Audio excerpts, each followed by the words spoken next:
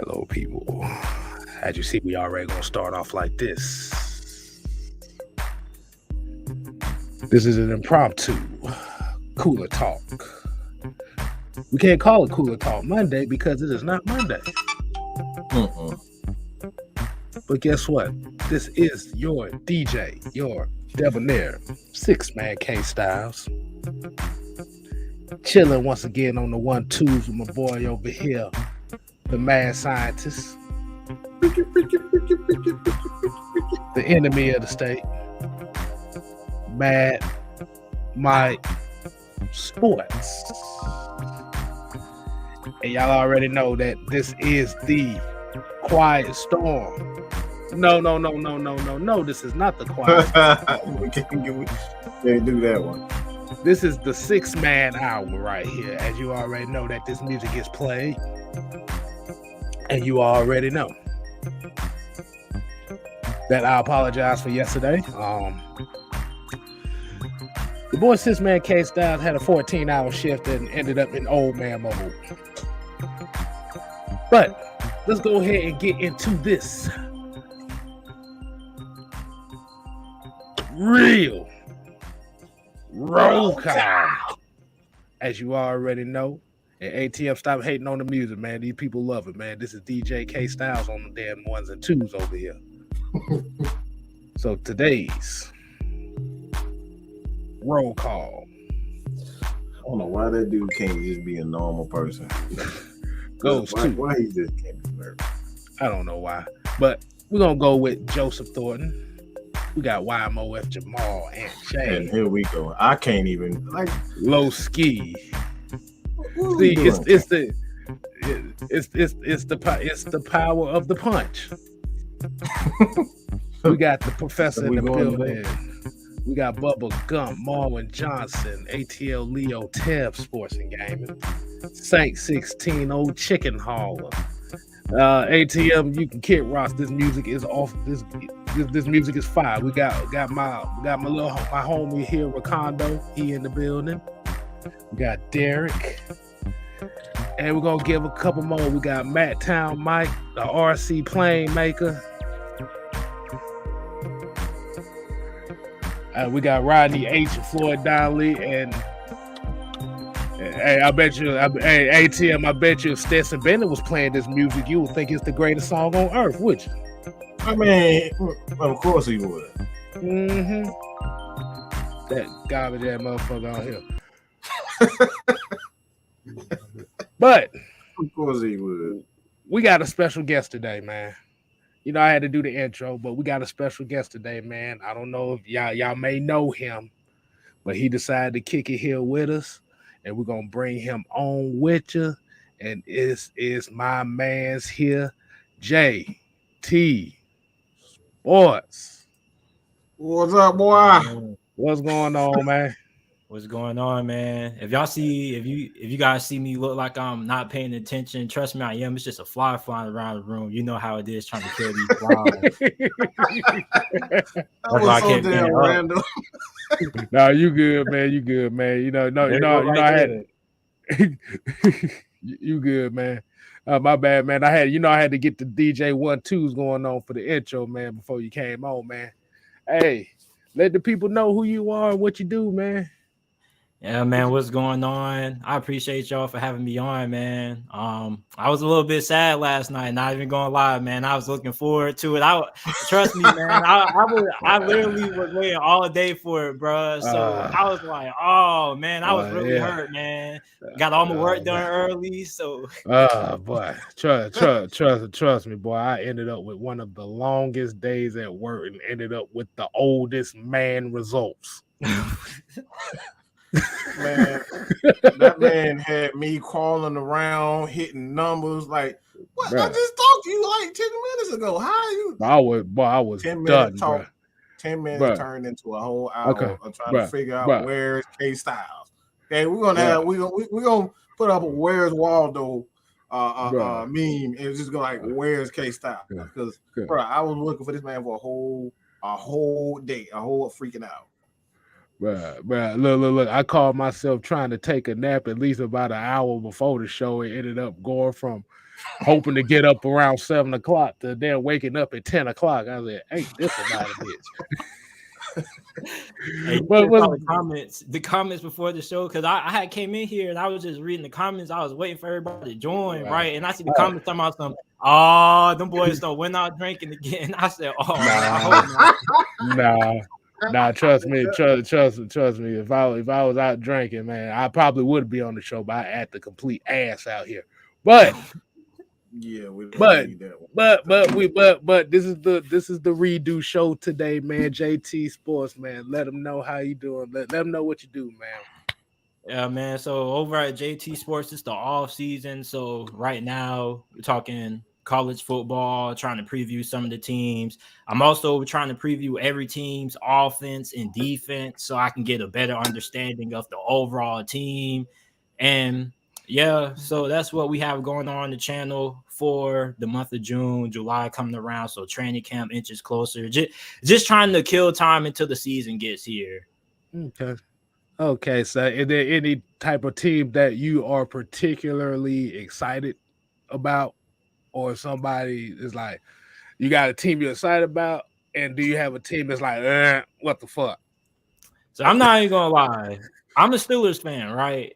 Okay, but I'm really hyped to see what Cincinnati does. I'm not even gonna lie with you. I think them boys might end up going all the way to the AFC Championship game, and it might be them in Buffalo this year. And the team that I'm kind of on the edge about is Philadelphia, man. So I'm kind of a little bit upset because I was going back and forth with one of my homies, right? I asked him who is a better coach, Nick Sirianni or Mike McCarthy, and I told him Mike McCarthy because the Eagles were 1-8 against teams above 500. So he was like, make a poll, and I told him put some money on it.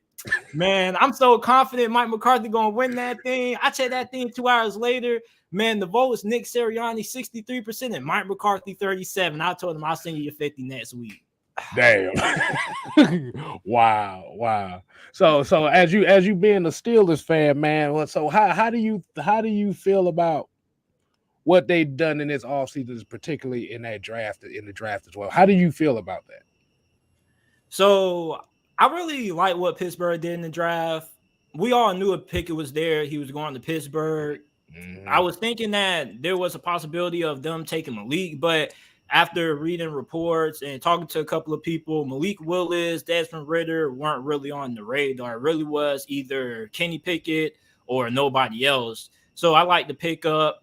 Then we got DeMarvin Leal in the third round, defensive tackle out of Texas A&M. Really good when it comes to rushing the passer. However, I still don't really know how I feel about him because his tape was really inconsistent. But overall, I like what Pittsburgh did in the draft. I think that this is definitely a team that a lot of people are counting out like they do for the last 3 years. And Pittsburgh has done nothing but prove people wrong for the last 3 years. But, with this whole Deshaun Watson thing, it looks like we won't be the worst team in the division. So even though I don't think it was going to happen anyway, I thought somebody was going to have to crash and burn. Just glad it ain't have to be us. But this turned out as a mess. I just feel bad for the Browns fans because Steve had enough bull crap, and here we go. Boy, them owners are the taste of postseason success, and then evaporated just like that. Bro, it's gone in a year. It's gone in 1 year. Your whole future, you put your whole future on a situation you don't know the end result of.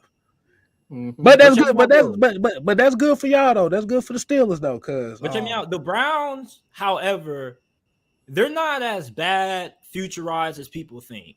And here's the reason. Even if Deshaun Watson can't play, the good thing is that before they got this deal done with Deshaun, they already had their best players already locked up long term. If you look at their roster, all of their best players are either on rookie deals or they already renegotiated them to long term. Myles Garrett, Denzel Ward. So they're pretty solid. They just have to hope that either Baker Mayfield can come back or maybe Jacoby Brissett can be good enough to get them there.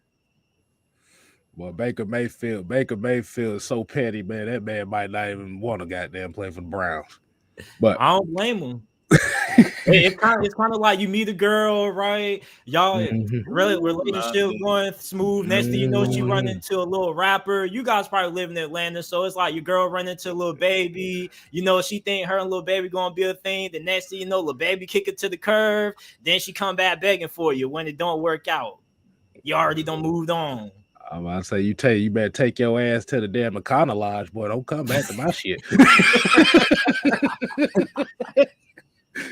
But yeah, getting back to that Steelers draft, man, like it was a couple underrated picks that y'all did take in this draft that kind of shocked me because, like I said, that I think the Steelers had one of those drafts that nobody really talk about. That they hit on a lot of good stuff, especially on the offensive side. You got our boy George Pickens, who we wanted down here. Man, I was so mad with that. That's the last team I expected him to go. But then you ended up getting Calvin Austin. Mm-hmm. So pretty much trying to get your almost your Antoine Randall L on with that one right there. So here's the motivation for drafting George Pickens. So I don't know if you guys know, but Deontay Johnson right now is holding out. He doesn't really have that much leverage, but he's been our best wide receiver for the last 3 years. He led the NFL in drops in 2020, but he bounced back, had a really good 2021 year, went to the Pro Bowl. This is the final year of his contract, final year of his rookie deal. So he wants to get that new deal secured before the season because, these players now want security. However, he's trying to hold out, but he doesn't have much leverage because he's not a top 10 receiver. You feel me? Right. And last year was really his coming out party. And the Steelers don't really have a problem with taking care of their players. However, you still have to try to get Minka Fitzpatrick locked up long term. And we just got a new GM because Kevin Colbert retired, who's been our GM since 2000. So new GM. Wow.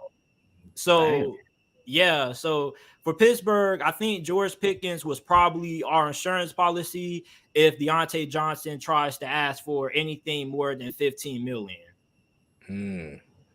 So if you're a Falcons fan, keep your eyes on Deontay Johnson because me personally, I would love to see him stay in Pittsburgh, but I kind of know how Pittsburgh's philosophy is when it comes to don't pay nobody. They don't pay nobody. Especially somebody that hasn't put years and years of work in. Mm-hmm. Am I right? Yeah, man. Like, here's the thing with Deontay. We definitely would love to bring him back. You feel me? But at the same time, we just don't have enough money to pay him and Minka. And we just got done paying TJ Watt. Like I said, between Minka Fitzpatrick and Deontay Johnson, you need to take your ass to the 7-Eleven because I'm sticking with Minka Fitzpatrick over here.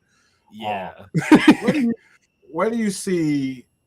Because the Steelers have always been an organization where they lean more towards balance. Is they don't necessarily play. I would say they don't pay offensive guys, but we know that this team, the identity of the Steelers is the defense. Where do you see this? Or like where do you see this? The offense going? Like what is going to be the makeup of the offense? So last year we had a new OC in Matt Canada. He took over for Randy Fichtner, and we was hoping that the play calling would improve, but it didn't really do it all that much because Matt Canada wanted to run the RPO style offense, a lot of motion and whatnot. You couldn't really do it because you had old man Big Ben Roethlisberger back then. We know he ain't outrunning too many people. So in the sense, it's kind of like he had to finally killed that fly. But it's kind of like he couldn't really run the kind of offense he wanted to run, right? Right. But even though he couldn't run the kind of offense he wanted to run, the play calling still was really questionable at times. And the offensive line was really, really bad. You feel me? And it was so bad to the point that people kept having this misconception that Big Ben simply didn't have the arm strength to push the ball. While he showed several times last year, he had enough in the tank to throw the ball 60 yards downfield. However, you can't throw the ball downfield if you only get 2.3 seconds to throw the football. So that's why Pittsburgh had to keep doing these dump offs, and it was really annoying because the offense didn't go nowhere. So going into this year, it was just like it was a horizontal offense. It wasn't vertical at all. At all. It's a mirror offense. But I mean, we definitely had some breakout studs. Najee Harris was good as advertised. People hated on that pick because they were saying, "Oh, you need to improve the offensive line," or blah blah blah. Najee Harris and Deontay Johnson were pretty much the offense. It was either going to Najee or it was either going to Deontay. And Chase Claypool was effective for the first 4 weeks of the season, and then he just went ghost after that. And it wasn't his fault. No. It's just that he's more of a deep threat, and we couldn't get the ball downfield to him because it wasn't no time. So going into this year, I'm praying to God that Trubisky does not get. I pray to God that he gets beat out by Kenny Pickett, because I told people, and a lot of people, and let me ask you guys this. Let me know if I'm tripping. If Kenny Pickett, our first round pick, the perception about him was that he was the most pro-ready quarterback in this draft class, right? Right. So if we have somebody who we perceive to be pro-ready, why shouldn't he be able to beat out Mitchell Trubisky?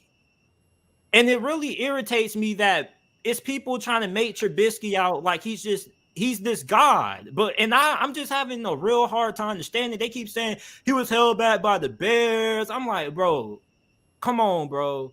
Let's be for real. Let's be for real for a second. Go ahead, Kate. What crack smoking convention said that this guy was a goddamn pro ready? Like what? What I saw, he was never ready to begin with. Look. I'm gonna say it like this. It's pretty much Trubisky's damn job to lose. I mean, as far as it's kind of like the whole Matt Flynn, Russell Wilson scenario, and the Falcons are kind of going through the same thing right now with Mariota and Ridder. Like I said, Trubisky he's got some bumps and bruises in the league. So, like I said, you're not gonna rush him. Like I said, if Kenny Pickett beats out Mitchell Trubisky might as well have a clipboard tattooed on his motherfucking face, because he ain't throwing another pass in this league. He might as well, because the thing is that with Kenny Pickett, we got Trubisky because we didn't think that Pickett was going to be there at 20. As a matter of fact, it was rumored for months that he was probably going to get drafted by Carolina or maybe Seattle or quarterback needed team. So we was under the impression that, we was just going to get an offensive tackle, Charles Cross, or maybe another cornerback such as Khair Elam. And then in the second round, maybe we get Desmond Ridder or Malik Willis. Well, with Kenny Pickett falling all the way at 20, we didn't expect that to happen, and we drafted him. And there's also a report that came out that said that Pittsburgh, when they signed Trubisky, they never told him that they had plans on drafting another quarterback. So he was coming into this thing thinking that, okay, I'm going to be the guy. I don't have to worry about anything. We just drafted Kenny Pickett. He believed that? I mean, he crazy if he believes that. Like, well, this is the NFL. This is the NFL, bro. Like your spot ain't guaranteed no more. No spot. Especially if you go ahead, my bad. Go ahead. My thing with the Steelers, I understand where he's going, but I don't see it as a loss if you start Pickett, because like this dude has done nothing to. Like, he's done nothing to gun a starting position. The dude has been atrocious for the very few games that he played.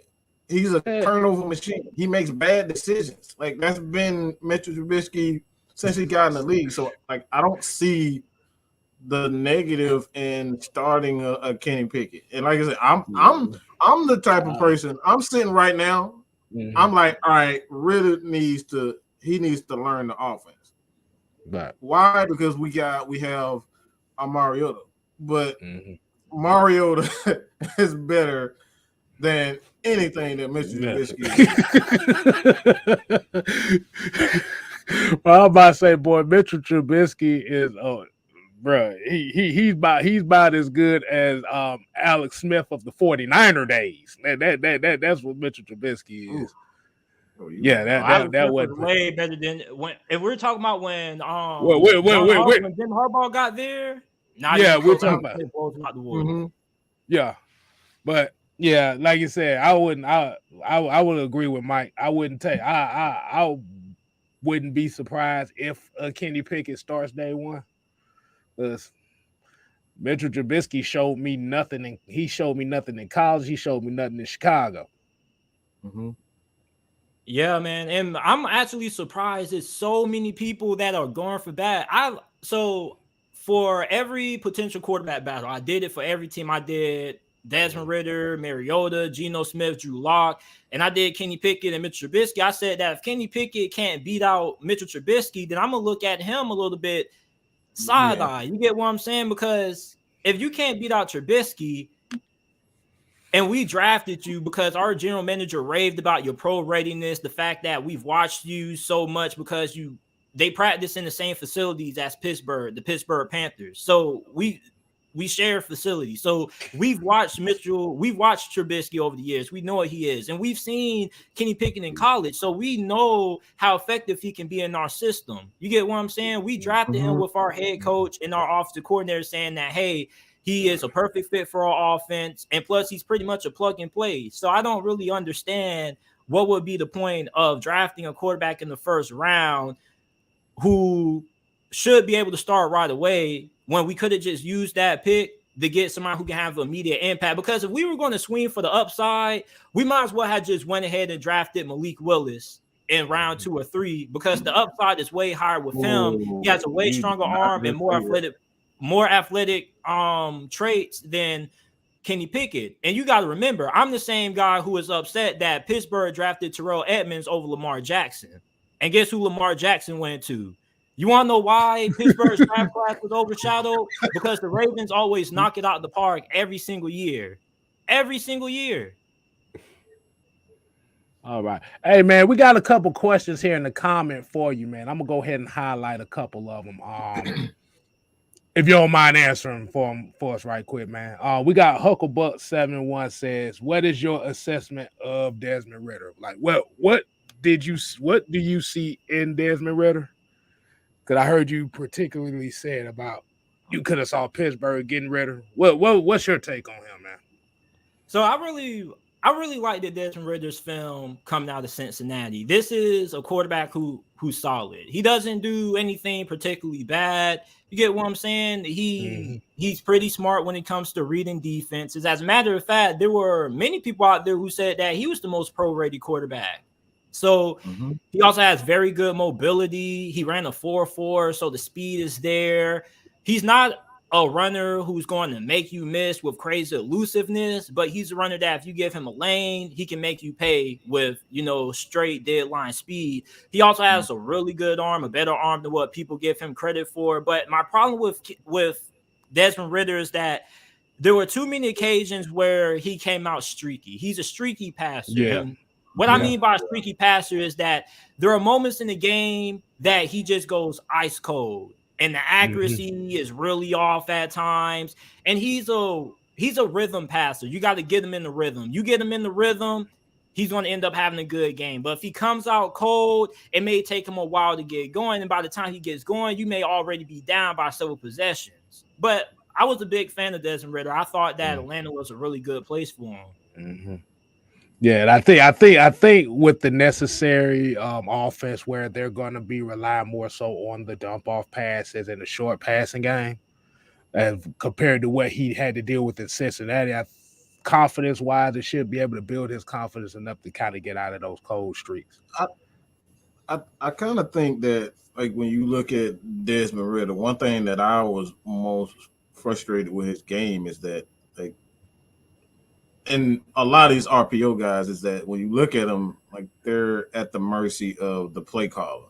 And I needed to see times in a game where, all right, off script, this is hurry up, or he needed, like, the headphones are not working.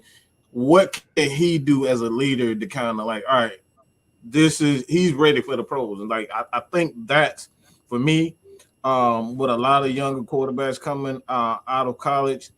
I need to see those games where I seen from a Mac Jones, where we saw him take over games. Like, all right, we're not running the ball well. Let's see what happens. Like, those are the moments that I've yet to see from Ridder. That like, and this is the main reason why I need him to sit on the bench. You're like, all right, figure out what Arthur wants, and you build on that. But like I said, that's the same thing. That's the same thing that, you know, Arthur Smith has dealt with quarterbacks like that. He's dealt with Mariota like that. He's dealt with Ryan Tannehill like that. So he knows, okay, let me go ahead and kind of construct this offense. Let me give you some of these rhythm throws. Like I said, that's why we got a lot of running backs that can catch the ball out the backfield. This is why you got tight ends. This is why you got the big receivers. This is why you putting all these guys that got these catch radiuses and these yardage guys.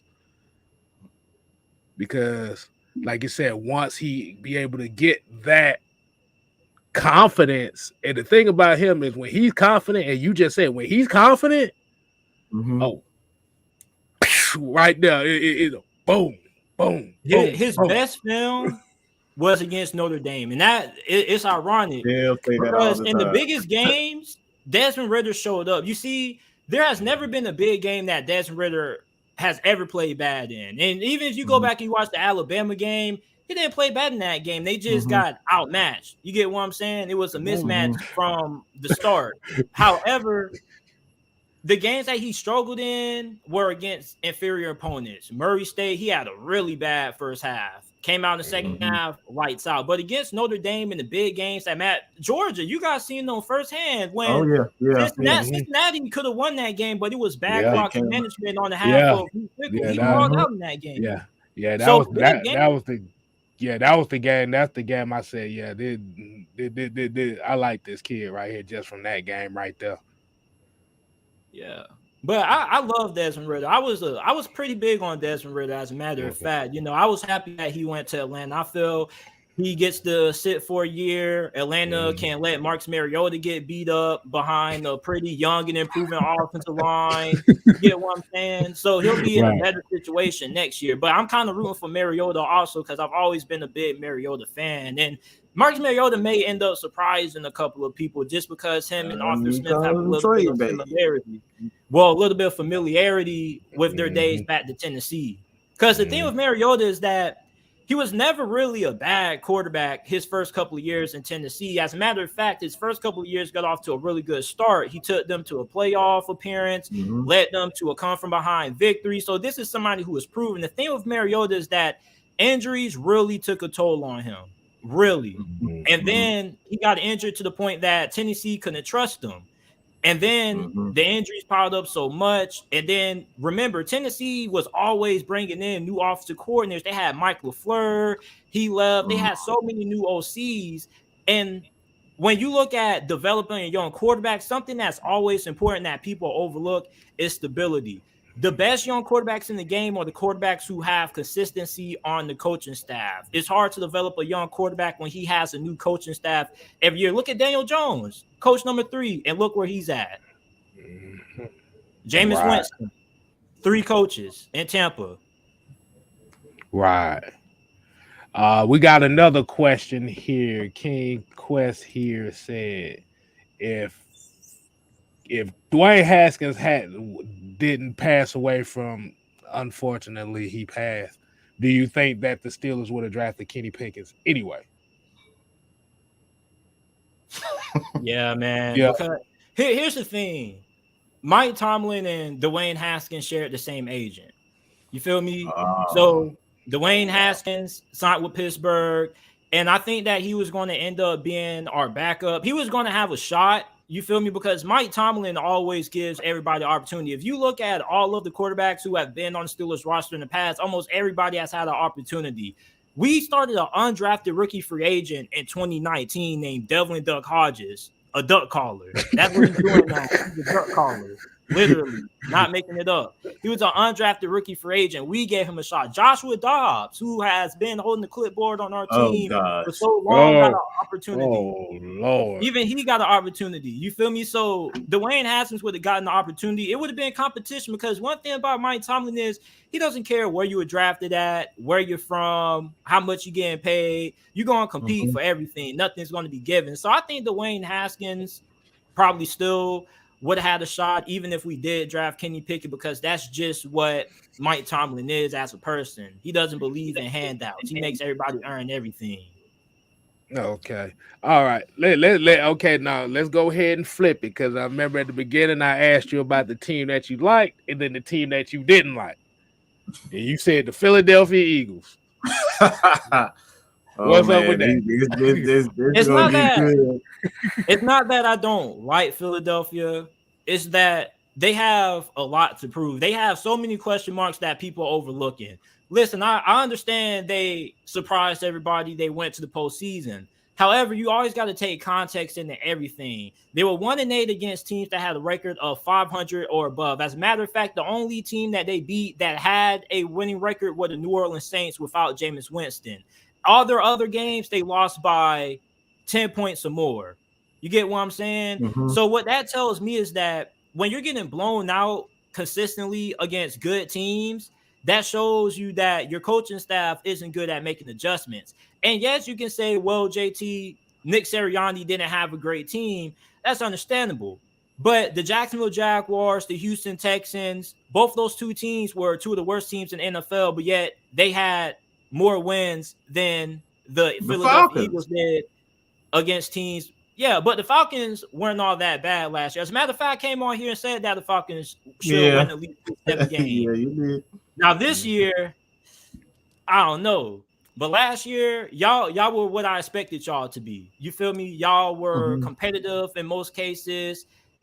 Y'all beat the teams that y'all were supposed to. Y'all lost to the teams that, you get what I'm saying? But for Philadelphia, another thing is that not only do I have questions about Nick Sirianni's abilities to make adjustments against the great coaches, but I wonder just how much is Jalen Hurts going to develop as a passer? Because at the end of the day, if you listen to any head coach, and I was listening to Sean McVay and Kyle Shanahan on a podcast that they did last year, and Kyle Shanahan was explaining the decision to get Trey Lance.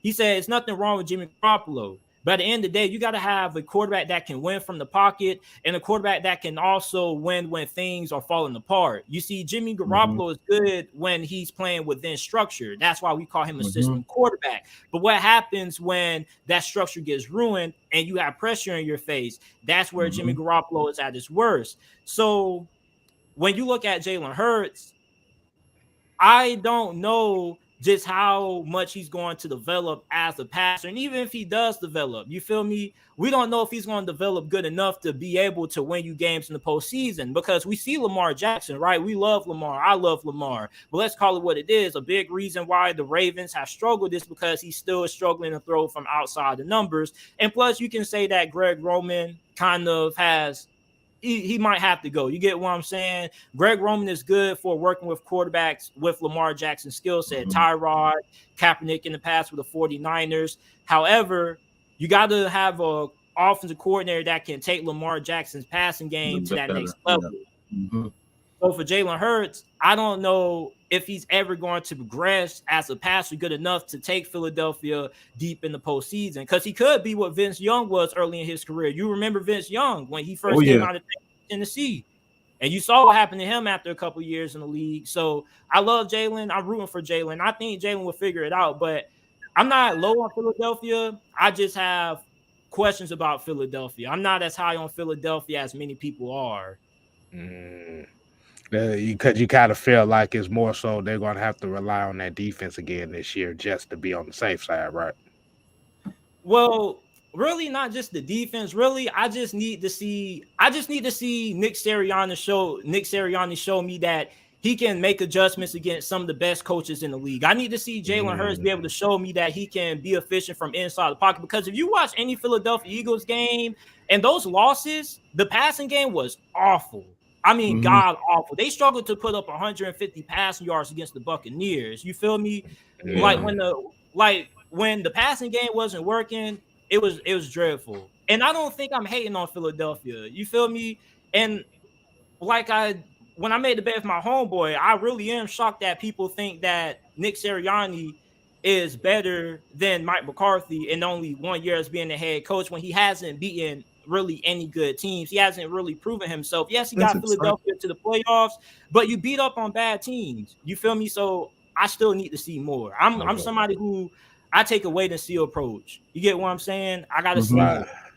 Hey, look, I was about to say, JT, man, I think you over here spitting hot fire. Man, they love you, but they love you. Well, I see nothing but flames in the comment section, so they loving your takes, man. Check them out, man. JT Sports, man. JT Sports. We gonna put the link in our community chat. I got a question for y'all. Go ahead, man. So check me out. When you look at Atlanta this offseason, you feel me? What are you guys doing with these wide receivers? Because I keep hearing everybody saying that you guys don't have a lot of speed, and you do have Amelie Zacchaeus. Yes, I know how to pronounce his name. Watching that Virginia. But are you guys going to be a team that's going to run the football and then try to attack the field vertically and have a lot of wide receivers that can win outside those numbers with those 50-50 balls? Brian Edwards is really good at that. Drake London as well. Like, what do you guys think Arthur Smith is trying to do with this offense? Because it's really weird, because it's like a throwback offense, because you remember back in the early 2000s, it was all about having the big wide receiver. Mm-hmm. Now in the year 2022, everybody is willing to sacrifice that size for speed and quick route runners. So what are you guys doing on offense? What's the plan? I made this comparison when we drafted Tyler Algier, that I compared him to Emmitt Smith. It's not a lot of wasted motion, and when Emmitt sees a hole, he hits it, and he hits it hard. No hesitation, he goes for it. You see the wide receivers, big physical wide receivers, the quarterback, Troy Aikman, he was another one of those guys. Look, he wasn't all about the deep ball. He would throw the ball between the 20s and within 20 yards. Nothing flashy about it. They just hit it. And that's what Arthur Smith offense is. But the thing is with him, this is the thing what I think a lot of people are missing. He has a mobile quarterback now. When the offensive line breakdown, you know what Matt Ryan's going to be. But now with those blitzes on the edges, you can't be as aggressive on the edges now, because guess what? You lose contain. Mariota and Ridder are going for 10, 15 yards. So that's more time for one, the receivers can be more patient because they're bigger, more physical, and they can sit back and watch what the secondary is doing. And plus, they got the size and the strength to be able to outmatch a lot of the smaller DBs. So I think this offense is going to be a lot better. I'm not going to put a number as far as the rank is concerned, because you still got to see it on the field. But I think the offense is going to be a lot more exciting and a lot more effective than people think. And the reason, and somebody in the comment section said, why does speed matter? The reason why speed matters is because when you have bigger wide receivers, you're sacrificing speed, which means that those wide receivers may not create a lot of separation. One big knock on Brian Edwards that I noticed that a lot of Raiders fans had on him was that he didn't create too much separation. That was the biggest thing with him, and his route running wasn't all that great. So that's why now the NFL has kind of shifted to more smaller wide receivers that are quicker. Yeah, they may show getting off the line, but if they can work on their release, they create a lot of separation. That's what the NFL is about in 2022, space. All these spread offenses are about spacing out the defense, spreading you out wide so they can have a little bit more room to throw the football. Okay. Kind of back to your question, JT, where you talk about as far as the receivers. yeah, like I said, we may got a couple track stars on here, like with Damian Bird and OZ. But if we look at the footage from last year on what our wide receivers look like, it was absolutely atrocious. These dudes couldn't get. We worried about wide receivers getting separated. These dudes couldn't even separate off the line of scrimmage. It was bad. It was bad, man. So I think where their approach was going into this offseason is we're going to get guys that can fight that man-on-man coverage, that bump and run coverage. It's essentially like basketball. It's essentially like you throwing the ball down the post, and you got. Now I ain't even gonna say Shaq. You got KG right there on the post, right there. Like, okay, throw it to me, because man, I mean, and the thing is, and I look at how Arthur Smith's offenses are, and I look at his time in Tennessee is. They never really essentially had no speed burners like that neither. But the thing about it was the guys could get off the line of scrimmage. This is the main thing we talk about. Like you said, you got speed guys in the NFL. That's fine. These offenses, they create these opportunities with these these drag routes, these deep post routes and stuff like that. A lot of pick routes. NFL, a lot of NFL teams are running a lot of these pick routes too. You want to know why I think Atlanta drafted Drake London? Because you remember when Arthur Smith was the OC in Tennessee, his number one wide receiver was Corey Davis. Corey Davis wasn't the flashiest guy, but he was rough. He was really physical after the catch as well. And he got drafted really high. I believe he was one of the first wide receivers taken off the board. Yeah, I think he was fifth, I think. Yeah, and he was never bad by any stretch of imagination. Injuries were really the only reason why he couldn't stay healthy. When he was on the field, he was solid. He just didn't play. When you draft the wide receiver that high, you're expecting Jamar Chase. You feel me? But he was really productive. So I think when you look at Drake London, I don't know if you guys know who this is, but he reminds me a lot of Michael Pittman for Indianapolis, number 11, the light-skinned dude. He was their best wide receiver, but he's a more physically gifted version of him. He's really physical. If you see him in person, the dude is massive, big hands. I'm really excited for him. But last year, Kyle Pitts was pretty much the only weapon in the passing game. Yeah. And I'm mad you said Michael. There's a reason why I'm mad you said Michael Pittman. And the reason why I say this is one name and one name only. Mike know where I'm about to go with this. Goddamn, Cleophas throwing them the ball didn't do wonders for them in college.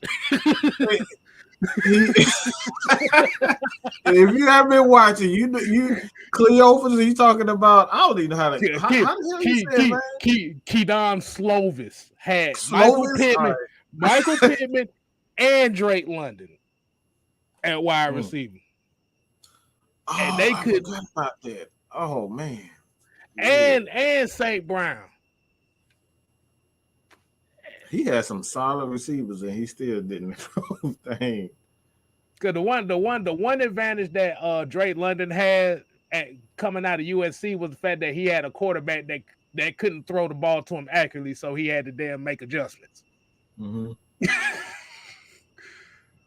just saying. But yeah, speed. Like I said, we ain't gonna be fast. We ain't gonna have no 4-2. We got a couple of them. Like I said, Kyle Pitts is still the vertical threat in this offense. And essentially what they're gonna do with these wide receivers is open it up for Kyle Pitts to hit those seams, because that's where Kyle Pitts does his work, is in the seams. Now on defense, the defense, AJ Terrell.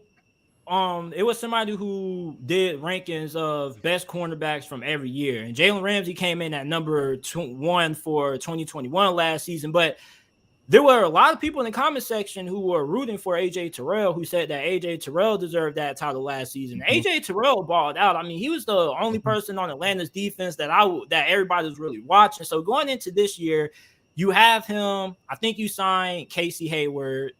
I think he's more of a slot corner. That's where he's at his best at. But then you guys lost Deion Jones. You lost Forsell Luakon. But you guys drafted this linebacker from Montana State. I can't think of his name right. Troy. Oh, we call him T-1000 from Terminator because every time you see him run, he like this.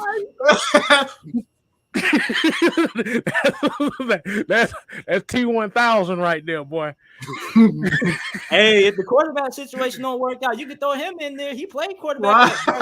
This dude did everything. He won. He won Offensive Player of the Year at quarterback, Defensive Player of the Year. He played wide receiver, running back. Shoot, right. You can throw him. Shoot. Right. But what was you gonna say? What was you gonna say on that though? What was you gonna say?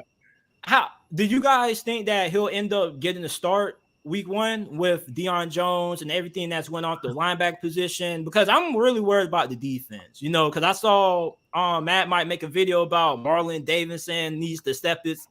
So I was like, oh God, because I remember last time we heard that we was talking about Vic Beasley and we saw that went. You trying to blame me for that? No, Jay, you can't blame me for that. No, I just thought that. No. I'm not gonna like that. I ain't gonna let that go. I ain't got nothing to do with that. No. Hey, it maybe was my fault because I was a huge Vic Beasley fan, so hey, it might be my fault, man. Good God. But yeah, the defense is going to be the question mark this year. I believe is the issue with our defense last year is we couldn't stop the run. That's really what it came down to, regardless. And it's crazy that AJ Terrell had the year that he had, and we couldn't stop the damn run. Mm-hmm. But it kind of played into it because it's like, why am I going to throw the ball if I know I can run through you? So 2,200 rushing yards for a whole season is a lot of yards to be given up. Hey, at least your run defense wasn't as bad as Pittsburgh's last year. We had the worst in the league. Yeah, they had a bad. Yeah. That. Dude, when Matt might post the news about Deion Jones, or when I saw the news, I sent them. I said, "Hey, you want?" He said he was ready. He said he wanted Deion, boy. Like. Mm-hmm. But I think the issue is, like I said, help me if I'm maybe wrong or not, but Pittsburgh's defensive line is kind of undersized in a way. Is it kind of undersized? Well, the thing is that for a while we had a lot of injuries last year on the D line. We had Tyson Alualu, who was our best run defender. He got his season cut short week 2. Then Stephon Tuitt, this was a guy who had a breakout season in 2020. Yeah. He recently retired.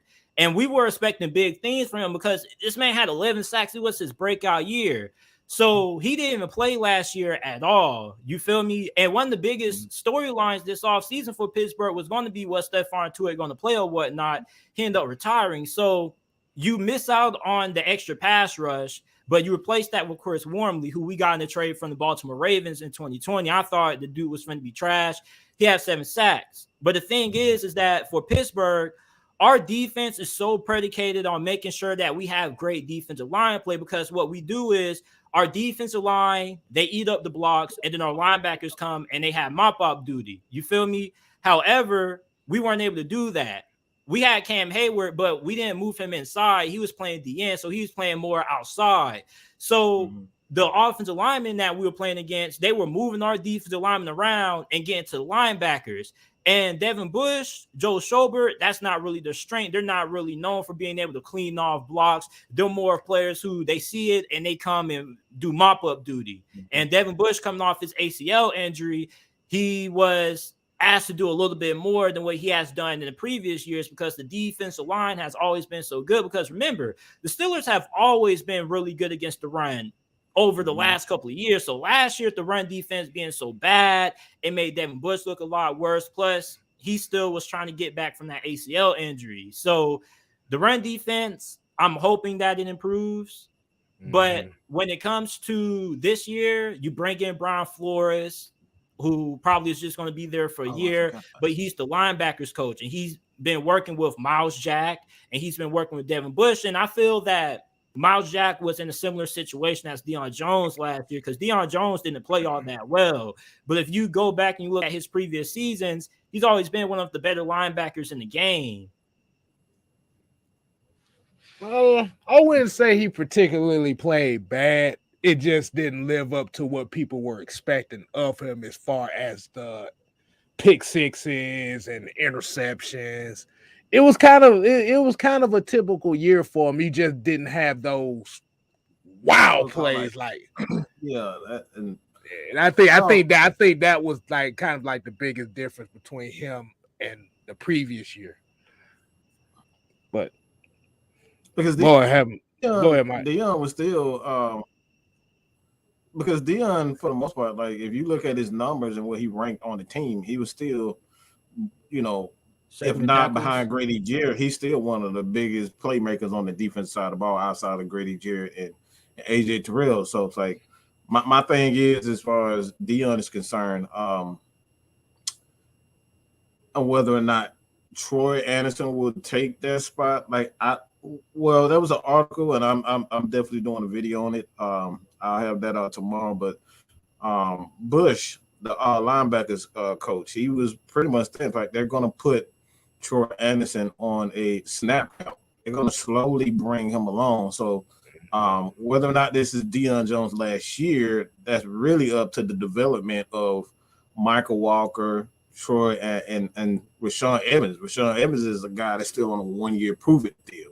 So Deion still has a year left after this season. So he's still an Atlanta Falcon. The thing is up to those players behind him to take his spot. Right. Cause let me ask you that, just kind of getting on the Deion Jones thing. Why do you feel like he didn't really play well? Like outside of what I said, what makes you feel like he didn't necessarily play well? Well, I think Atlanta's defensive line didn't really help him out because the key for any linebacker really, because Deion Jones has always been known for his pass coverage. You feel me? That's always been what he's been known for. He's one of the best coverage linebackers that we have in the game. He's really good against the run as well because he has the closing speed, but he's not really known as that run stopper. So for Atlanta, you didn't really have those big boys in like how they should have had, which is why Mad Mike is probably demanding more out of Marlon Davidson this year. And Grady Jarrett, we already know what Grady Jarrett demands. He gets triple teamed on almost every single play. So you really need everybody else to step up. And that's the thing with Aaron Donald. You feel me? Aaron Donald, a lot of people have to understand why he's considered one of, if not the greatest football player ever, because you don't find too many defensive tackles that are able to dominate the game the way he does, not just when it comes to run game department, but how many D tackles in the history of this league can consistently give you multiple 10 double-digit sack seasons year in and year out? And with him demanding so much attention, that helps out the other players that the Rams have on defense. And you saw that once they brought in Von Miller, they really started to wreak havoc on teams in the playoffs. Then on top of that, you also had Leonard Floyd on the other side as well. So for Atlanta, I feel that for Deion Jones, he didn't really have that much help when it came to the big boys doing their job up front. And that's a large reason why most teams have bad run defenses. Because look at the Chargers last season.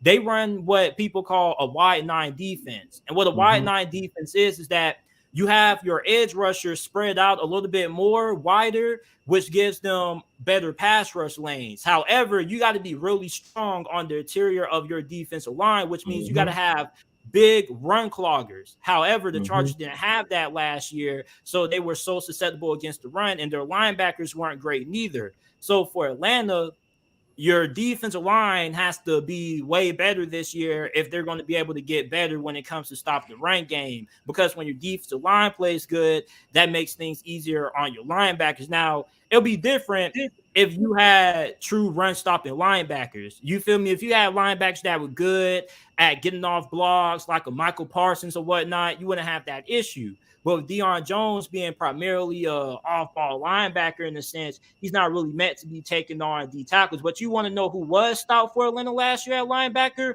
Forcell Luakon, and y'all lost him to Jacksonville. He led y'all team in tackles. Pretty much our best linebacker when it came to stopping the run. Dude was a monster. I didn't even know how to pronounce his name at first. All I just saw was dude had a great last name, making all kinds of plays. I would say I kind of have to challenge it on that note, only because if you look at the attention that Deion gets, it makes it easier on Foyer. But the thing about those two are kind of like new addition. They good together, but when you break them apart, it's like I don't know, because there was like and I gotta point this out. And then, like I said, we got people that kind of point out with Deion as they say they see lack of effort. No, it wasn't lack of effort. The issue was the plays that Deion you're used to seeing. Foyer was getting. Foyer was playing mop up duty as well. So it's not like I said, I wouldn't say it was necessarily better. It was better numbers wise, but when you actually look at the tape and you look at it, it wasn't that much better than Deion. Foyer had he had a great season, but if you're going off of PFF, and I know I'm gonna ask you, do you go off of PFF or do you use the eye test? So I do a little bit of both because I'm somebody that I'm a really open-minded individual. So I like to get different opinions from different people, and not just different people, but also I like to look at different data points as well. So I don't fully factor PFF into my analysis, but I definitely do have it a little bit of consideration. It's just you got to take those extra data points in place. You feel me? And then also I read a lot of articles. He reads. Read a book, fucking book. Yeah, because that's why, because I was trying to figure out because it was a rumor before Deion Jones even got injured that potentially he could be a June 1st cut. So I was reading up on what was Deion Jones good last year, and trust me, there were a bunch of articles breaking down Deion Jones' performances. So really, I was just reading those articles, and I don't just read one article. I'll read about 4 or 5, and then the overall opinion is what I'll kind of roll with, and then I'll go ahead and watch a couple of games myself if I have to get to that point. But I've seen a good amount of Atlanta games last year because I had Cordell Patterson on my fantasy football squad, so he was my starting RB, and he was tearing it up for me, so I had no choice but to watch you guys last year. Hey, I had a couple Steelers players on my fantasy football team. I won my league last year. I think your boy Pat Freiermuth. Pat Freiermuth. Yeah. He saved me quite a few points, so I appreciate it. Chase Claypool didn't do shit. I was telling people it wouldn't make no sense to get Chase Claypool when you know that the Steelers offense is going to be predicated on throwing the football short, which benefited Deontay Johnson. And even this year, I probably would get Chase Claypool because I think he'll bounce back. I think there was also a lot of maturity issues as well. But for Atlanta, you guys have some players that I really like when it comes to fantasy football wise this year.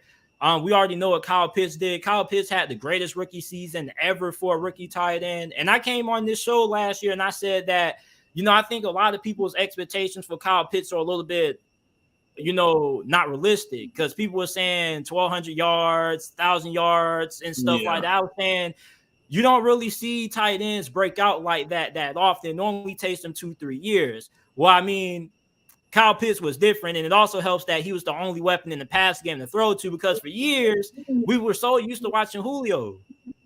And Mad Mike was right about Julio because many Falcons fans were upset. But, I mean, he went to Tennessee, And you didn't see. He went to Tennessee, and you didn't see anything. He had about one game, and that was it. That was it. Yeah, that's all. Yeah. But the issue with the Falcon defense last year, like you said, the 2,200 yards given up on the ground, the 18 sacks. They had no edge pressure.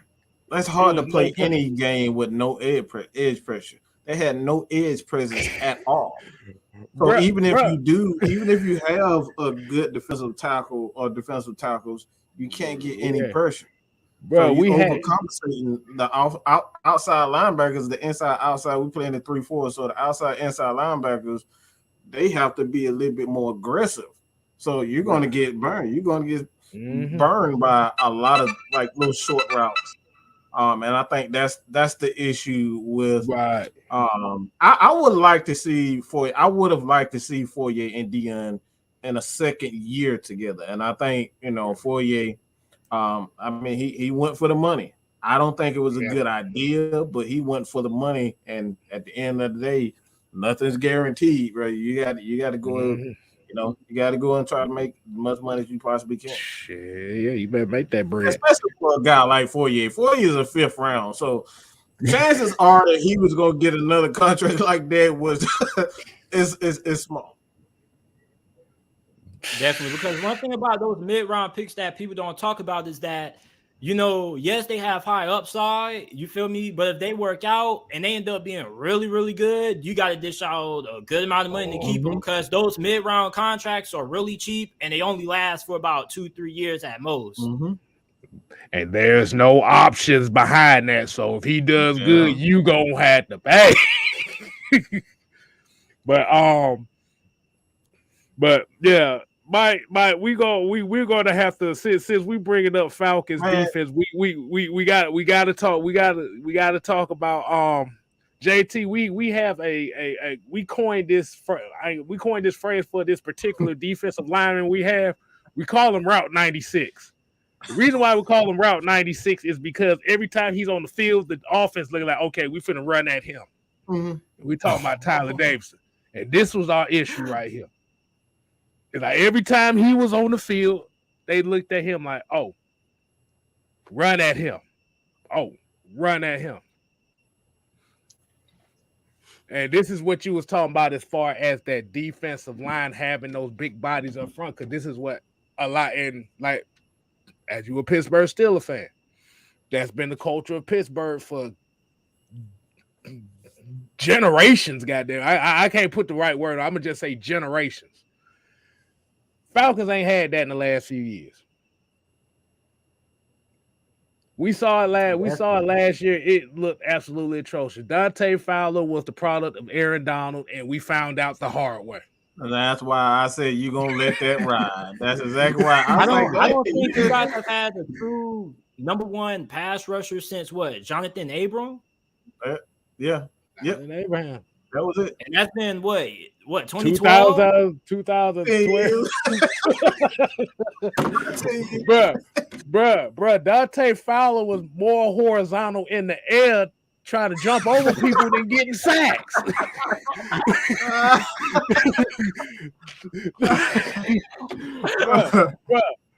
Bruh. TJ Watt had more sacks by himself than our whole entire team. Let that sink in. He had 22 and a half sacks. Our team had 18 together. And Deion Jones led this team in tackles for losses. That's how bad our D line was. That's just bad, man. So let me ask you: did you guys? So I asked everybody this. With the moves that the Falcons made, because everybody expects you guys to be picking in the top 5. Do you guys feel like the moves that you guys made with the losses that you guys had and the additions, do you guys view them more as lateral moves, not really improving and staying where you guys were last year? Or do you guys think that you guys regressed, or did you get better? I feel like we got better. Because it's more if we're looking at how the team was built last year compared to this year, last year it wasn't an identity. it was an identity crisis on the way this team was built, because you have a offensive minded coach in Arthur Smith that plays a certain way, but he didn't have the certain pieces that could fit the scheme. Outside of Kyle Pitts, your best receiver was fucking Russell Gage. What can he say? Yeah, I love me.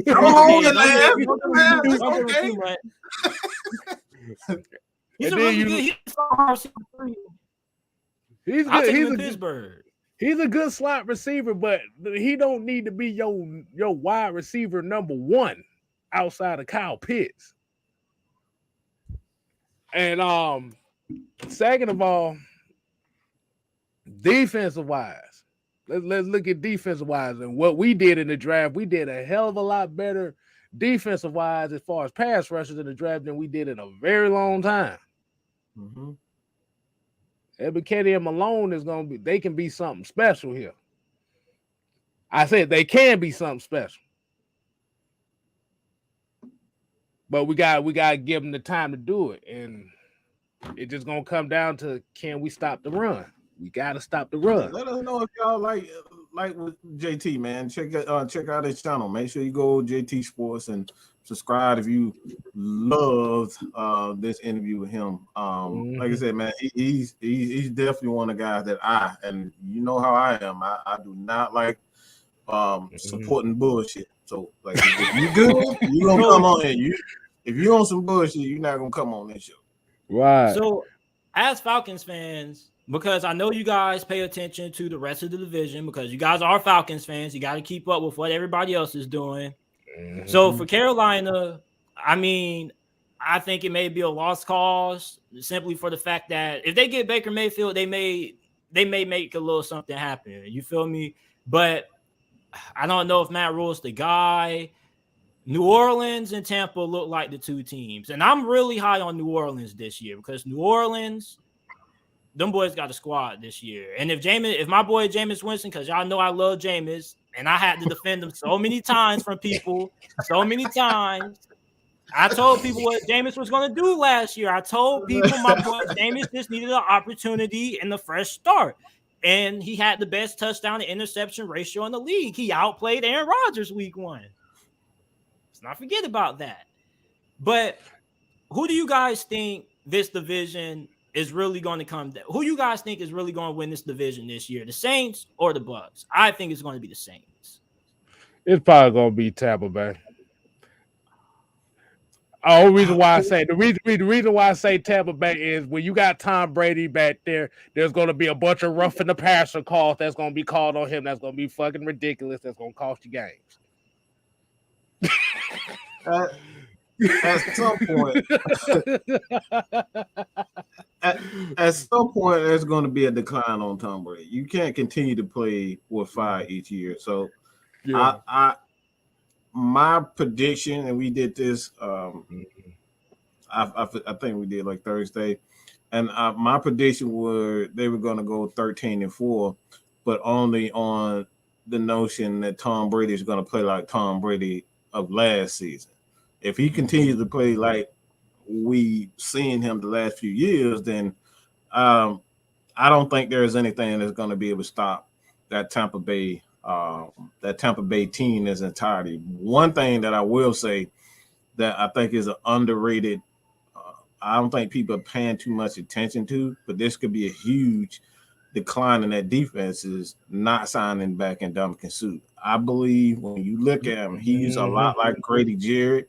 They moved him around. He played inside. He played every position on that defensive line. The guy can play every position on a defensive line. You don't see that a lot in the NFL. It's Aaron Donald. It's Grady Jarrett. It's Ndamukong Suh.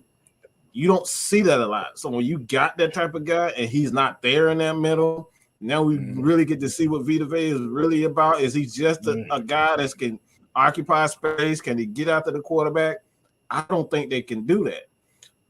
So if you get the same Tom Brady, I think they're gonna edge out the Saints, because like at the end of the day, Sean Payton is just an amazing play caller. That's just not like that's going to be a huge, and not only a play caller, but a decision maker. He knows when to call certain things. Mm-hmm. Like when he saw the I believe it was the Dallas game where Alvin Kamara, the dude had like 5-6 touchdowns or something crazy like that. Like he saw a weakness in that defense, and he kept feeding Alvin Kamara. Those are the things that he can see from a head coaching position. I don't believe in Dennis Allen. He hasn't done anything for me to say he's a good head coach. He's a defensive coordinator. And Carmichael, like, come on, bro. Who is that? Now, I can't let you slide with that. I can't. Because let me tell you, and a lot of people easily overlook this, but Sean Payton over the last couple of years has not called the plays every season. Pete Carmichael has called the plays 6 out of the last 10 years, and he's been on New Orleans staff ever since Sean Payton arrived. You remember the year when Sean Payton got suspended for Bounty Gate? Mm-hmm. Pete Carmichael was calling the plays. The Saints had the top 3 offense. Pete Carmichael also called the plays 2018, 2019, and 2020. Saints still had top 5 offenses. With Drew Brees. And there were times last year. Throw that in there too, JT. With Drew Brees, okay? Drew Brees isn't there yet. He's not there. Coming through the door. But I mean, with Jameis Winston, though, the offense kind of was a little bit better in the sense with Jameis because you had more explosiveness, and that's always been the big gripe that people had with Drew Brees. It did change, yeah. It was always about the explosive plays. You got to remember that the Saints had the worst receiving core in the league. We talk about how bad the Falcons wide receiving core is. Do you know who the heck Marquez Callaway was? He was better than what we had outside of Russell Gage.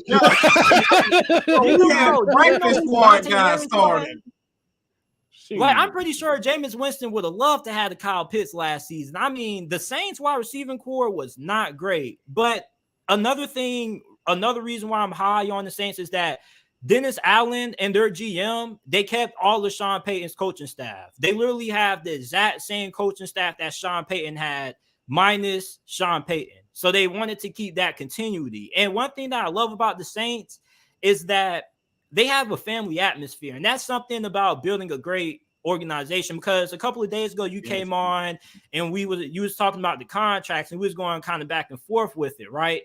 And this is what I was saying about the contract. You see, the reason why Atlanta is in the situation they're in now, because you had a previous regime that wasn't great at managing that. You see Pittsburgh, New England, Dallas, New Orleans, Kansas City, they're always good at getting ahead of these things. You see Patrick Mahomes and Josh Allen are already secured long-term.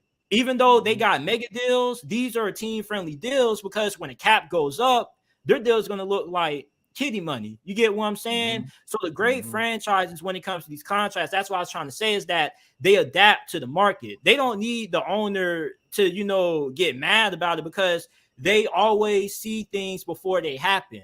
And even with Bill Belichick, and the thing with Bill Belichick that's costing him now, and why New England will never catch up to the Bills no time soon, is that Bill Belichick has this mentality that everybody is replaceable. Think about it.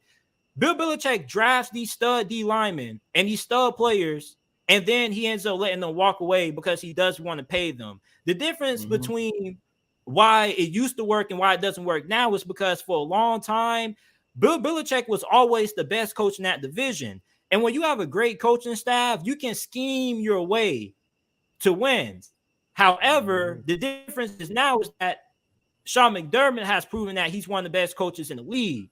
And now the Bills have one of the best coaching staffs in the league also. So when you have a coach that also can scheme up and has a better team than you, that's how you get the results the Patriots have gotten in the postseason when they play Buffalo and when they play Buffalo second go around. So for Atlanta, when it comes to these contracts, eventually you're going to have to end up dishing out money to build that team and build those star players. And also, No free agent wants to play for an organization that doesn't take care of their players. It was somebody earlier that said that the Jaguars overpaid for Fourier and Louis-Caron. Well, they had to overpay for everybody because look at the reputation they have for treating their star players. The Jacksonville Jaguars drafted Leonard Fournette, Dante Fowler, Jalen Ramsey, and so many other players in the first round, and none of those players ever made it to the second contract. That's bad. Yeah. And then the one thing that I will say about the Saints too, and the one thing that we all kind of playing a part, kind of negating. I don't know if you may have mentioned this, JT, but like even when you said about Pete Carmichael and playing and calling the plays, you got to think about that emotion that Sean Payton brings to that team too. We not playing that into a factor too. Is this team gonna have the same fire for Dennis Allen and Pete Carmichael? The message, man. Have you seen Jameis Winston's pregame speeches? Man, that motherfucker. Come on, man. But that's gonna be weird. You heard what Jameis said in that interview. He said when he got injured, he thought that when he was out, he thought that he used to love playing football. But it turns out from not playing football, he realized that his true passion was playing football. Well, this dude cut a 4 Horsemen promo. I saw that interview.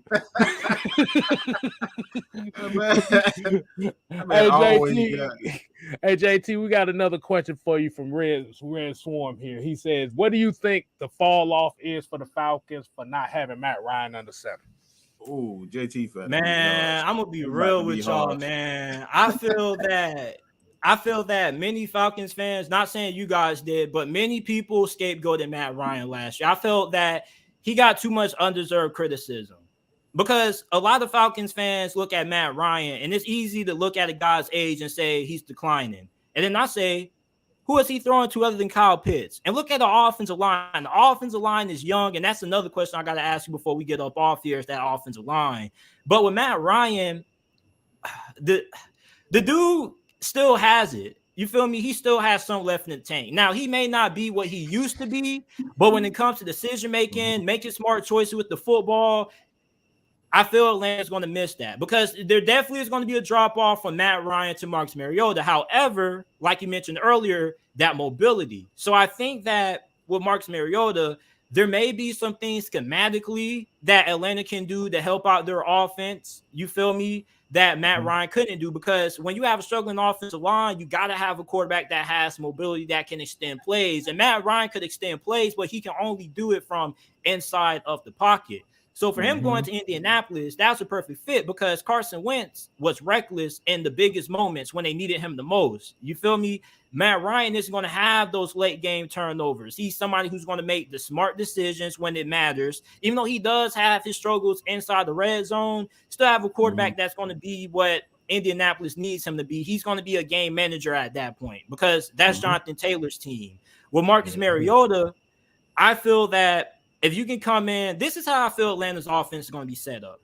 This is going to be a smash mouth football team. I believe that they want to run the football as many times as the defense allows them. I believe they want to run the football 25 to 30 times a game. You want to get Allegretti, Cordell Patterson is going to be your third down back. He's going to come down on passing situations. And then once you get that run game going, you have all these big body wide receivers downfield, which is going to allow you to attack those one-on-one matchups vertically. And if you get a 5'10 corner, because the average height of the starting NFL cornerback in 2022 is 5'10, 5'11. Atlanta has one of the biggest wide receiving cores in the game. So somebody asked me earlier about Auden Tate. Auden Tate didn't really get a lot of playing time for Cincinnati. However, I do remember one season where they did have some injuries and he was pretty productive. So Auden Tate can produce if you do give him an opportunity. He can be a really good third option in the passing game for Atlanta. I think this is going to be a run-first team like it used to be when Arthur Smith was calling the plays in Tennessee, and they're going to end up having you bite up, play the run, and that's when they're going to beat you down the field with these physical big-body wide receivers. And also, you're going to have a lot of options to throw back short of face to once you get inside the red zone.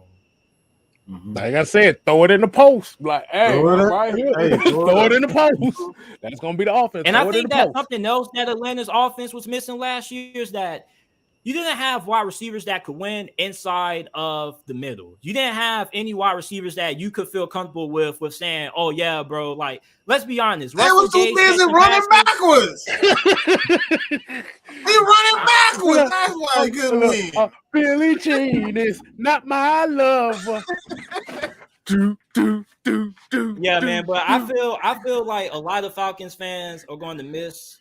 I don't feel like they're going to miss Matt Ryan bad, but I definitely feel that Matt Ryan has had a career that he's a borderline Hall of Famer. And I was arguing with somebody, and we was making the argument about who is better, Eli Manning or Matt Ryan. And I said that if we're talking about pure talent, Matt Ryan was better. Eli might have had a stronger arm, but people forget about how good Matt Ryan was in his prime when he actually had a legit offensive line and a good team. Matt Ryan has been a top 10 quarterback for pretty much his whole entire career. You get what I'm saying? From 2011 into 2019, he's been a top 10 quarterback. And really, he's in that same conversation as Matthew Stafford. As a matter of fact, I said that Matt Ryan at this moment has a better chance to get into the Hall of Fame than Matthew Stafford does, because the only thing that Matt Ryan is missing is that ring. That's it. Really Matthew Stafford doesn't have the Pro Bowl appearances that Matt Ryan has. He doesn't have an MVP, and he doesn't have the All-Pro as well. And the Hall of Fame is more than about championships. It's also about accolades. It's also about where you rank amongst your peers. You feel me? Matthew Stafford has been kind of underrated because he played for Detroit, but at the same time, he chose to play in stinking Detroit. You get what I'm saying? They ain't held him hostage. He chose to stay there. You feel me? So I feel like Matt Ryan is going to be missing Atlanta. And I know you guys probably were a little bit hurt when he got traded. You guys probably like, oh, hell yeah, it was time for Matt Ryan to go. But deep down in your hearts, he was like, dang, man, this man really held down the ATL, man. Really did. Oh, no, boy. They came at us, but they were like, he's gone. What y'all going? Boy, they were so happy. They were so happy he was gone. They were trying they was trying to damn troll us like, he's gone. Check me out. When Big Ben retired, I ain't gonna lie, I almost shed a little thug tear. And the game that almost made me cry was the Thursday night game when Pittsburgh was playing against Minnesota. I think it was Thursday night or Sunday night. And Pittsburgh was down by several touchdowns in the full quarter. Big Ben, I don't know what the heck happened. Bro, went vintage mode, and we came so close to coming back, but Dalvin Cook just took our souls out. We let him run right up the scene. Devin Bush or Joe Schobert couldn't keep up with him. I was just so hurt for Big Ben, man, because it's always hard to see an aging veteran struggle when he doesn't have a great team around him. You feel me? And a couple of days ago, last Sunday, when you said that it was time for Matt Ryan to go, he wants to go to a team that's trying to win something at this stage of his career. There's no point in him staying for a rebuild or a retool. Matt Ryan's going to beat up too much. I don't think people realize the physical beating that he took for the last 5 years. What? Like, he's one of the most besides Russell Wilson. Like, Matt Ryan is the top. Like, this dude get hit more than he gets sacked. Every time he steps back, he's getting hit. That takes a toll on your for one, your mentality as a football player to just keep getting up. I don't know how he did it each year, constantly getting hit over 200 times a year. Like that's remarkable to just look at what he did. And then you got last year, the game that really, really soaked it in for me to say, yeah, he's out of here, is when he was sitting on it, it was the game where he somebody stepped on his finger and all you see is his blood all over the place. And I was like, wow. Damn. I was just like, damn, my quarterback out here like bleeding to death and nobody calling a timeout. Nobody's like, are you okay, Matt? Like, the refs are just like, damn, y'all not gonna help. And I was like, yeah, it's time to go. It's time for it. So that's when I saw, all right, it's time for him to move on. Right. You got to think about it. You in the last 5 years, this dude done got sacked over 230 times these last 5 years. And then close to that.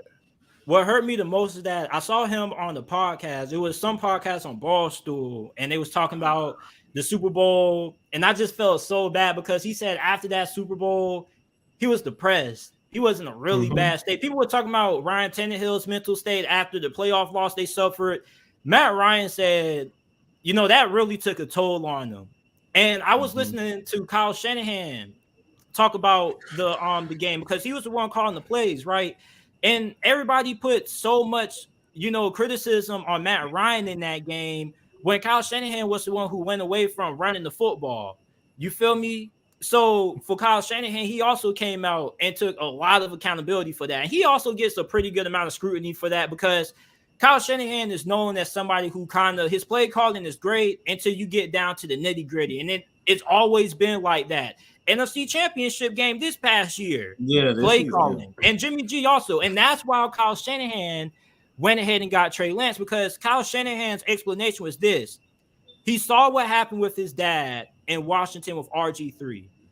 He saw what happened when you don't have a great quarterback. When you have an elite quarterback, he can bail out the play caller. He makes it easier for the guy calling the plays. And this is how I evaluate quarterbacks. I have 3 tiers. You have a bad quarterback, which means you just aren't really that good. You got to be pulled up by your whole entire team. You feel me? And then you have average quarterbacks, such as a Dak Prescott. You're elevated by having a good supporting cast and a good play caller. But then you have the elite quarterbacks like a Patrick Mahomes or Aaron Rodgers. They can take a bad play call and what would be a 5-yard loss and turn it into a 10-yard gain. They can make a bad play call and still get something out of it. When you look at Matt Ryan has always been that quarterback who has always elevated the play call. However, with Matt Ryan in big moments, there has been some times when he has came up small. Not just the Super Bowl, but also a couple of years ago, was it 2012 or 2013 when you guys played the 49ers in the NFC Championship game? You talking about 2012? You talking about the Harry Douglas? I'm gonna trip on my feet for a wide open touchdown game. Yeah, man. Like I really hope that Matt Ryan can win something. I don't think he's going to win in Indianapolis. I think that if he would have asked for a trade a little bit earlier, like when New England was looking for a quarterback not too long ago, or when the Rams were still looking for a quarterback not too long ago, because believe it or not, Matt Ryan was not Indianapolis' preferred quarterback. Indianapolis was actually going after Jimmy Garoppolo, and that's who they were going to trade for as soon as they traded away Carson Wentz. But, Jimmy Garoppolo had that shoulder injury. And Indianapolis wanted a quarterback who could throw right away. They didn't want to have to wait until a training camp to get their first look at their quarterback throwing the football. So for Matt Ryan in Indianapolis, somebody said he's winning in Indy, and Indy doesn't really have enough offensively. You feel me? The AFC is crowded this year. And Indianapolis, even if Indianapolis wins this division, the AFC is stacked. You feel me? People are saying that there could be 4 teams that make it to the postseason for the AFC West. That's not happening because you can make the argument and say that there could be 4 teams that make it to the playoffs from the AFC North if Deshaun Watson plays. You feel me? So the AFC is just so stacked with talent this year, man. But I feel that, when it comes to that Super Bowl, that's everybody's perception on Matt Ryan. And you know how we tend to cling on to big moments on players who don't get it done. We always remember where their shortcomings were. And I don't feel that enough people celebrate Matt Ryan. I think that Matt Ryan deserves to be in the Hall of Fame. He's top 10 in almost every statistical category. You feel me? But at the end of the day, I realize he's a borderline Hall of Famer. He still needs that ring. You get what I'm saying? And it hurts. And you honest with you, Atlanta. But to be honest with you, I wouldn't even say he borderline. I say he is. The thing that a lot of people will say is he first ballot or second ballot? That's up to debate. Because reality wise, bro, I can't really say borderline. I just don't know if we just gotta see how they're gonna judge it. But he's a Hall of Famer. Trust me, he is. And he's gonna get in there despite the popular belief that he's not. But I just gotta say that it may take a couple years, but for Matt Ryan, for me, I always look at where a quarterback ranked amongst their peers when they were playing. Were you top 5 during your time? You get what I'm saying? Mm-hmm. And Matt Ryan was always around that outside looking in top 5 conversation. He was always ranked 6th or 7th for many, many years. But I want to ask you guys about the offensive line, because this offensive line struggled, but there is a lot of youth and there is a lot of upside. I still haven't given up on Jalen Mayfield. I don't know if you guys gave up on them already, but I mean, it's upside with this offensive line. So how you guys feeling about it? We're going to the offensive line, man. Hey, man. Okay, let's go down the list. Let's see. We got Jake Matthews, Jalen Mayfield. We still trying to, I guess it's Matt Hennessy for right now, Chris Lestrom, and Caleb McGarry. I like Mayfield because the one thing Mayfield showed me last year is after that Philly game where he was caught crying on the sideline, he came back the next week and was busting heads. They still lost the game against Tampa Bay, but he was busting heads. Like I said, and with Jalen Mayfield, people got to realize Jalen Mayfield is a tackle playing guard. That's 2 totally different mindsets and 2 totally different responsibilities you got to be held accountable for. Like I said, our man, and like I said, this year is going to be kind of like the test for him. I believe that he will take that next step. That center position is something that scares me right now. That center position scares me right now. Really important. As a Steelers fan, I feel your pain. We started rookie last year. Pouncey, because Pouncey is no longer there. Yeah. Who we started? We had Kendrick Green, and Kendrick Green. I love Kendrick Green. You ever play basketball with somebody who they couldn't score, but they were always trying hard on defense and getting all the rebounds? Right. That sounds like me. That sounds like me you talking about. Oh, man. But yeah, that was Kendrick Green, man. He was always one of them players that were always getting emotional, getting penalties. You get what I'm saying? Fighting through the play, throwing the guy on the ground. And I'm like, okay, bro, you doing this after the play, but do this during the play. Do this during the whistle. You see Big Ben back there? You feel me? Mm-hmm. Right. So,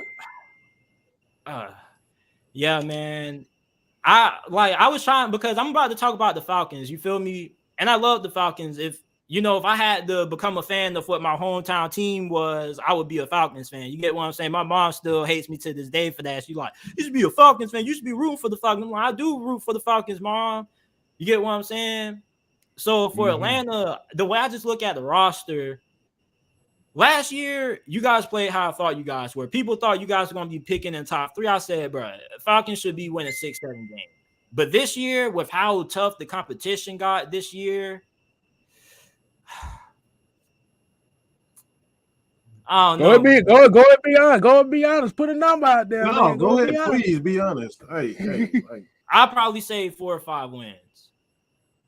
I would be incredibly surprised if you guys won less than 4 games.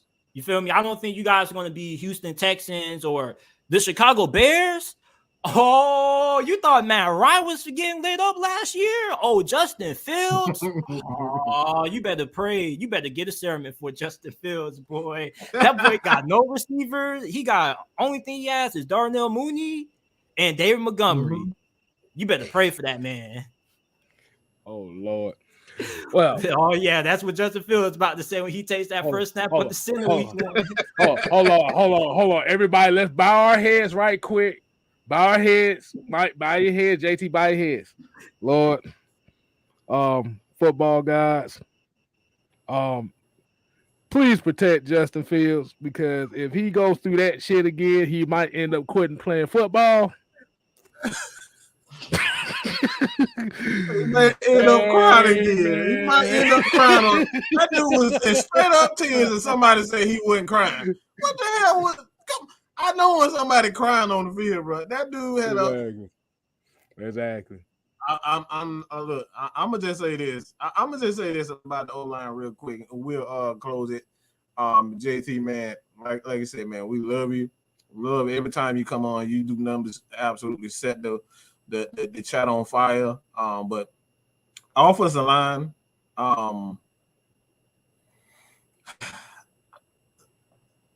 this team they have a lot of talented guys, but if you don't have a clear vision of what your team is going to be, how can you expect the offensive line to follow suit? Like, you want these guys to be zone runners 1 year, and then the next thing you want to go to physicality. Like, you can't be inconsistent with your vision of what. So now that they have a clear vision of what Arthur wants as a play caller, and the thing about Arthur that I love most about this team and his offense is that he always has the offensive mind, and like, he's never going to put this team, the offensive line, in a position where, all right, it's 2nd and 13, let's go for a deep shot. No, he's going to call plays to get you those 4 to 8 yards, and then you get him in a better position, and we go for the deep shot. He's never going to put them in a position where they're going to fail. He's always looking out for the offensive lineman. So that's what I love most about it. He's going to protect the offensive line. And like I said, when you don't have a running back, you don't have a running game, you should know this, being a Steelers fan. This is the reason why you went out and drafted Najee Harris. Like, this is why you went out and drafted him. You had an offensive line. You see what happens when the quarterback can no longer move. You need that running back to move, like this to make sure that you can call certain plays. You can't call certain plays when you got a quarterback in there who can't move. You can't do certain things up front. Call a rollout, these types of things. You can't move the pocket. These are the things that you can do with a running game. So the Falcons have a running game, and you have a running back that's not averaging 2.2 yards a carry. You know what I'm saying? As a Mike Davis last year. We had a wide receiver. Okay? I don't think people realize how bad that is. Cordell Patterson is a hell of a player, but he's a wide receiver. And he was the leading rusher. That's bad. So I think this offensive line is going to be a lot better, especially with the running. Hey, it wasn't bad for my fantasy squad last year. Won me the champ. Hey, I know you. I know you was good. I know you was good, goddamn it, boy. Yeah, I was mad because I was trying to get Kyle Pitts before the season too. I was like, oh. Hey, I leaned on 3 guys last year. I can't believe I'm saying this. Tom Brady, Jonathan Taylor, and Pat Freiermuth. Well, how do you say his name? Those are 3 names I leaned on. I don't even know how to Freiermuth. Pat Freiermuth. Mm-hmm. Oh, I gotta look at that squad again. I think I still got the name of that squad, but go ahead, keep going. I'm finna look to see who was on this damn squad because I don't even remember. Yeah, who was but the last thing is, I saw somebody saying 8-9 win. I don't see it, man. Looking at the schedule now, I see about 5 winnable games. Everybody else is a team that either is going to be in the playoff conversation or was a playoff team last year. Yeah, I'm gonna take your 4 to 5, and I'm gonna raise you 3 on those because the thing about it is because we're expected to be such a bad team by everybody else. The element of surprise is a dangerous weapon in the NFL. It is, but at the same time, you know, it's so many fans that say that in the offseason also. I mean, at the end of the day, we on the impression that all the other teams, like Seattle's going to take a step back. You got the 49ers; they're going to take a step back. Like that, like you can't expect the 49ers are going to take a step back. I think they're going to. Kyle Shanahan is not very like when you got Jimmy Garoppolo. You had this guy on trading block. You had him on the trading block for a reason, and please don't tell me that. Mr. Trey Lance is going to be an all-star. I don't believe that. I don't think they have a very good secondary. I think their secondary is pretty bad. They have a nice front seven, but their secondary, I don't think their secondary is pretty strong. They're very they are what I call safe. They have a safe secondary. They don't make a lot of mistakes. They're always in the right place. But they front seven builds them a lot. And the way that Kyle Shanahan calls plays, he doesn't put them in a position where they have to do too much on the defense. They have to be too aggressive. They don't have to take chances. So I don't think San Francisco is going to be the same team. I know Seattle won't be the same team. I think Dallas is going to get up. They're going to get better, especially if Zeke is healthy. Offensive line. And Dallas, I don't. That's some question there. I know Philadelphia. I don't. Like I said, I don't believe in Jalen Hurts. I don't believe in anything that dude does. He's a guy that's just like he's an RPO guy. That's what he is. He's never going to be anything other than that. He's an RPO guy. He takes. At the end of the day, I'm gonna just say this: he's Trent Dilfer. He's Trent Dilfer with legs. That's what he is. I just don't think the NFC is very good. I just don't think the NFC is gonna have that team where it one team completely dominates. And if there's one team that's close.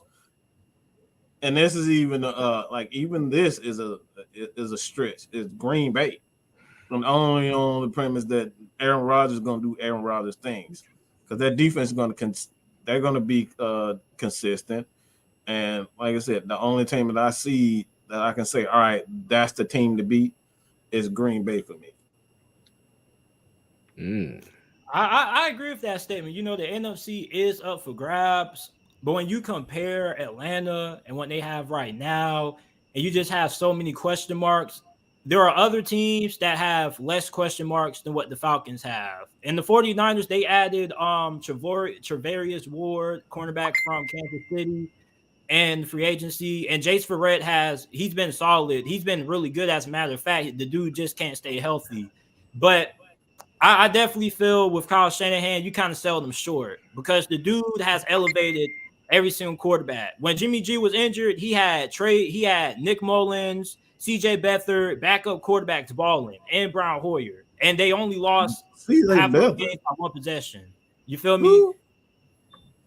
Kyle Shanahan had backup quarterbacks balling.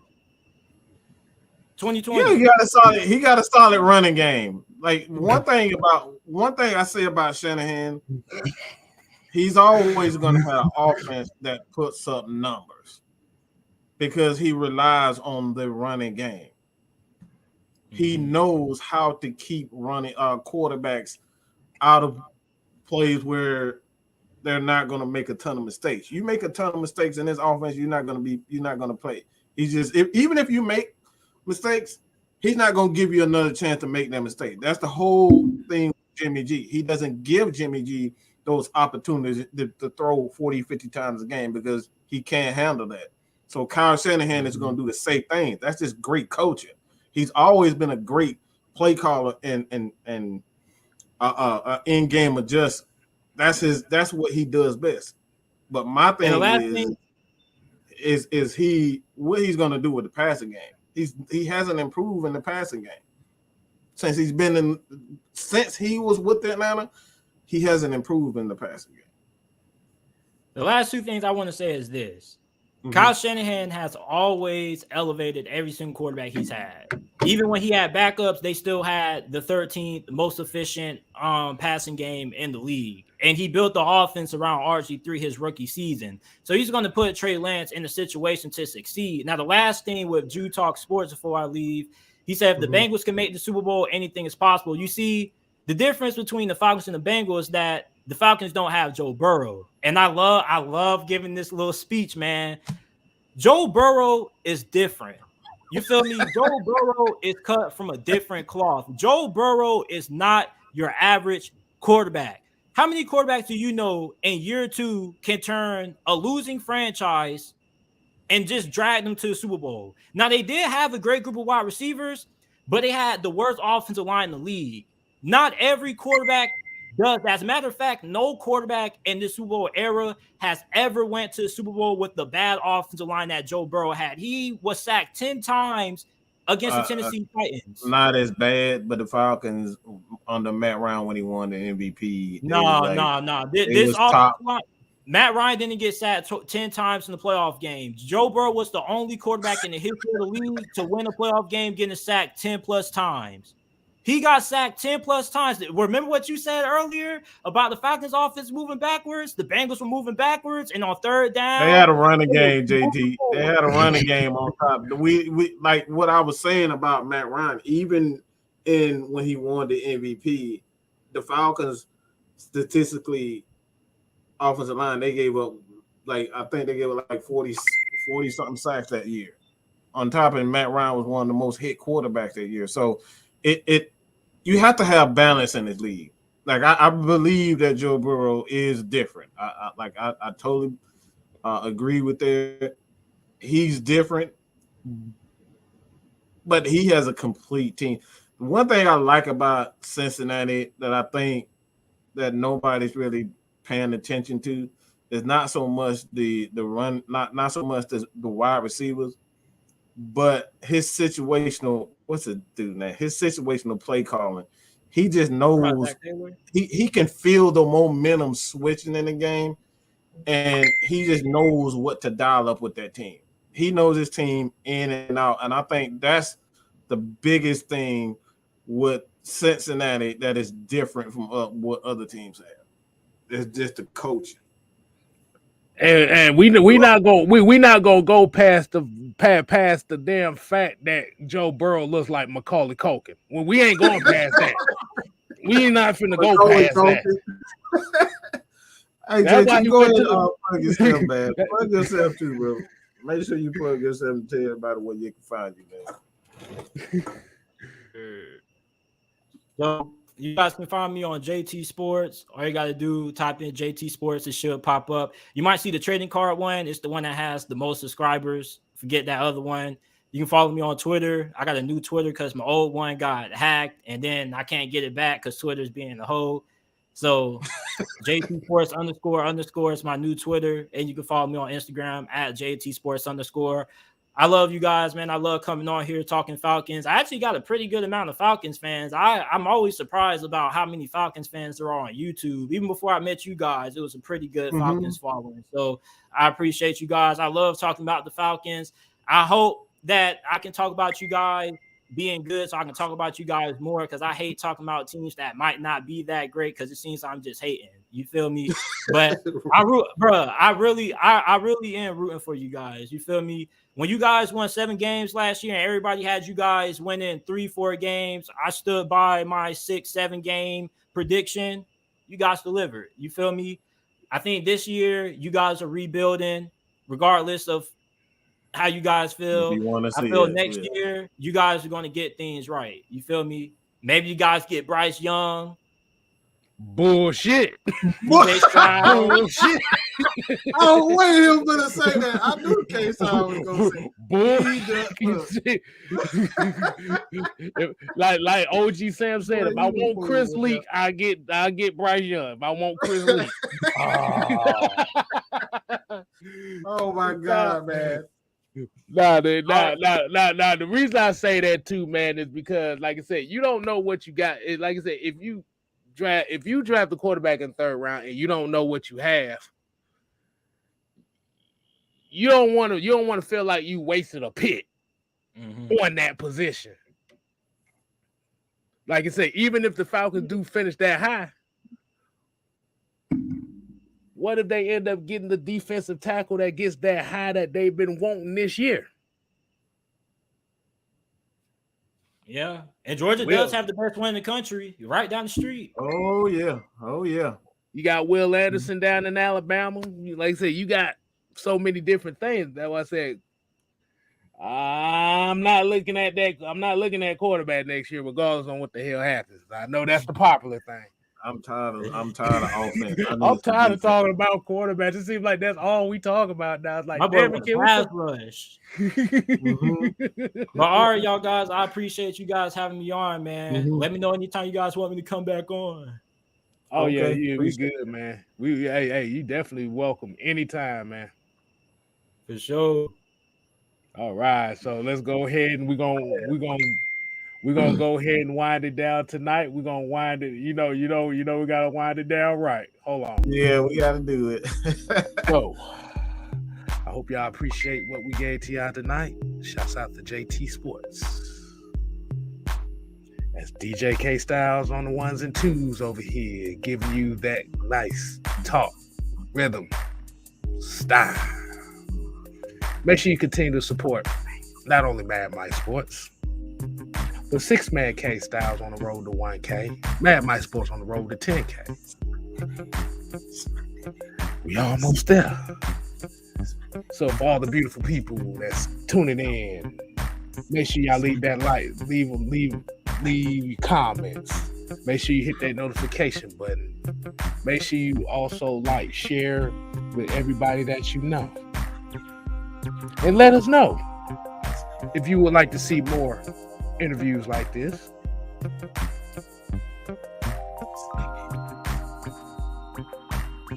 Did y'all like that we talked about other teams besides the Falcons? Yeah. Yeah, please give us feedback on that. So definitely let us know, man. And